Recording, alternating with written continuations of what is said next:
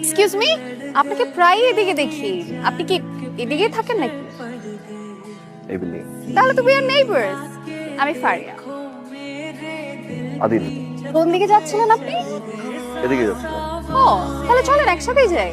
मारे अखियां मारे अखियां मारे अखियां उस नीचे छत से उतारे अखियां उतारे अखियां उतारे अखियां सौ सौ आवाज़ें मारे अखियां एक उसका नाम पुकार হ্যালো।